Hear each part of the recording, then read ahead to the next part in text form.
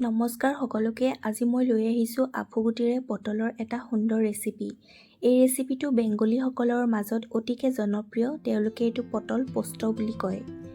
প্ৰথমতে পোস্ত দানা বা আফুগুটি আৰু কাজু বাদাম কেইটামান পানীত আধা ঘণ্টামান তিয়াই ৰাখিব লাগিব। লগতে গোটা জিৰা, কেঁচা জলকীয়া আৰু আদা এডোখৰ তিয়াই ৰাখিছোঁ। আনফালে মই পটল লৈছোঁ চাৰিটা পটল মই ধুনীয়াকৈ কাটি লৈ নিমখ হালধি সানি তেলত ভাজি লৈছোঁ। ভাজি হোৱাৰ পাছত মই এতিয়া গোটা জিৰা, জলকীয়া আৰু আদাৰ এটা ধুনীয়া পেষ্ট বনালোঁ। আৰু এফালে মই কাটি ৰখা পিঁয়াজ আৰু নহৰুৰো এটা পিঁয়াজ বনাইছোঁ। আৰু লগতে আফুগুটি আৰু কাজু বাদামৰো এটা সুন্দৰ পেষ্ট বনাই সকলোখিনি যোগাৰ কৰি লৈছোঁ।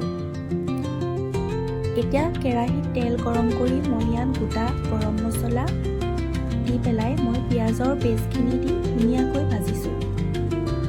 পিঁয়াজৰ পেষ্টখিনি ভাজি থাকোঁতেই মই এফালে গুড়ি মছলা যেনে জিৰা, ধনিয়া, অকণমান হালধি আৰু এচিকুটমান ৰেড চিলি পাউডাৰ ধুনীয়াকৈ পানীৰ এটা মিশ্ৰণ বনাই ল'লোঁ।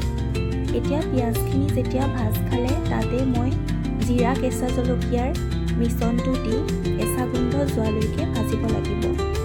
এয়া ভাজি যেতিয়া পানীটো শুকাই গৈছে তাত মই গুড়ি মছলাৰ মিশ্ৰণটো দি তেল ফুটি অহালৈকে ধুনীয়াকৈ ভাজিছোঁ। এয়া দেখিছে কেনেকৈ তেল বিৰিঙি আহি পেলাই মছলাৰ মিশ্ৰণটো ভাজ খাই আছে। খুব ধুনীয়াকৈ ভাজিব লাগিব যাতে কেঁচা গোন্ধটো অকণমানো নাথাকে। এতিয়া মই আফুগুটি আৰু কাজু বাদামৰ পেষ্টখিনি ধুনীয়াকৈ ইয়াত মিলাই দিছোঁ। এয়া ধুনীয়াকৈ এতিয়া ভাজিব লাগিব। মাজে মাজে মই ঢাকন দিও ভাজিছোঁ, সেইটো দেখাবলৈহে নাই হোৱা। এয়া দেখিছে পানীটো শুকাই পেলাই এনেকুৱা ধৰণৰ হৈ গৈছেগৈ মিশ্ৰণখিনি। এতিয়া মই ইয়াতে ভাজি ৰখা পটলকেইটা মিলাই দিম। পটলকেইটা মিলাই অকণমান সময় ঢাকন নিদিয়াকৈ ভাজি লৈ পেলাই আন্দাজমতে নিমখ দিব লাগিব। চাব যাতে নিমখটো বেলেঞ্চ হয়, কাৰণ পটলকেইটা ভাজোঁতেও নিমখ দিয়া হৈছে। এয়া মই পানী দিছোঁ আৰু নিমখ দিলোঁ। নিমখটো সাৱধানে চাব লাগিব। আৰু এতিয়া অকণমান মই চেনিও দিম, তেতিয়া খাবলৈ টেষ্টটো বহুত ভাল হয়।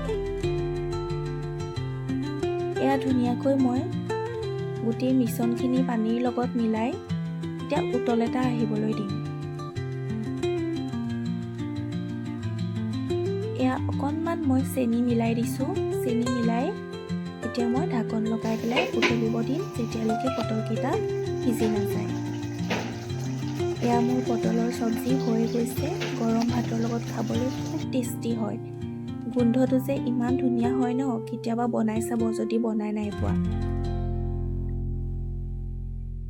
খুব ভাল লাগে খাবলৈ।